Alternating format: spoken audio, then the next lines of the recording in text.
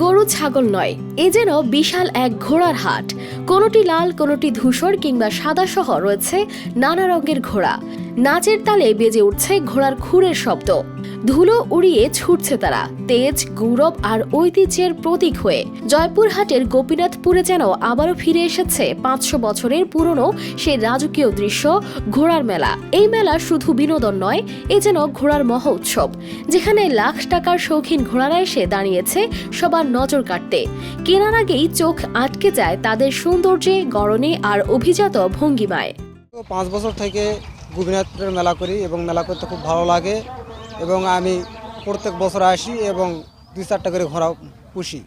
এবারের মেলায় দেশের বিভিন্ন জেলা থেকে এসেছে মুলতানি, ভুটিয়া, দলঘুড়ি ও তাজি জাতের ঘোড়া। সবচেয়ে বেশি চর্চায় ভারতীয় তাজি ঘোড়া, যার দাম 9 লাখ টাকা। লম্বা গলা, চকচকে লোম আর দাঁড়ানো দেখে অনেকেই থমকে যান। 10 বছর থেকে মোটামুটি মেলাটা করি, বুঝলেন। আপনার আছে কিছু একটা ভুটান আছে, যেটা বেশি দাম বলছে। তারপরে দেশলি ঘোড়া, টাট্টু, মাদি, এই সব দেশের ছোট বড় এই সব ঘোড়া। তবে মেলার আসল আকর্ষণ শুধু ঘোড়ায় নয়, প্রতিদিন চলে ঘোড়দৌড় প্রতিযোগিতা। ধুলো উড়িয়ে যখন তারা ছোটে, তখন চারপাশ মুখরিত হয় জনতার চিৎকারে। ছোটদের কাছে এ যেন সিনেমার দৃশ্য। এটা আপনার কোন জায়গাতে আপনার রেস খেলাই, হয়তো ঘোড়াতে আপনার রেস খেলার জন্য হয়তো নিয়ে যায় এখান থেকে। ঘোড়া হয়তো বাচ্চা নিয়ে যায়, বাচ্চাটা সেফ সাইজে যখন ভালো হয় তখন ঘোড়াটাতে আপনার রেস খেলা ভালো হয়। ওয়ালটন আবারও মিলিয়নিয়ার অফারে ওয়ালটন ফ্রিজ কিনে আপনিও হয়ে যেতে পারেন মিলিয়নিয়ার। তবে শুধু ঘোড়া নয়, রয়েছে মহিষ, গরু, নানা রকম আসবাবপত্র, মাটির খেলনা, মিষ্টি আর সবকিছুর সঙ্গে মিশে আছে গ্রামের প্রাণ।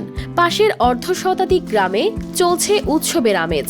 মেয়েরা এসেছে নায়রে, জামাইরা হাতে নিয়ে ফিরেছে বিশাল মিষ্টির প্যাকেট। কার কত ওজন তা নিয়েও চলে টুকটাক প্রতিযোগিতা। আমাদের বিভিন্ন প্রকারের মিষ্টি, তারপরে জিনিসপত্র, আসবাবপত্র, কাঠের জিনিস, বিভিন্ন জিনিস এখানে পাওয়া যায়। এই মিষ্টি ভান্ডারের জন্য আপনার গোপীনাথপুর মেলা আসবেন। বড় বড় এক একটা মিষ্টি 5 কেজি, 2.5 কেজি, 3 কেজি, 2 কেজিকে একটা মিষ্টি পাওয়া যায় এবং বিশাল বড় মেলা।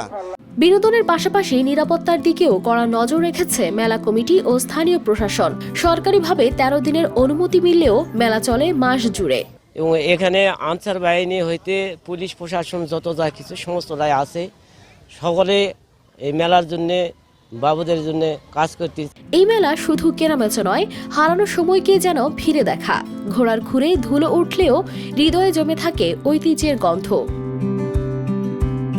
News desk, RTV।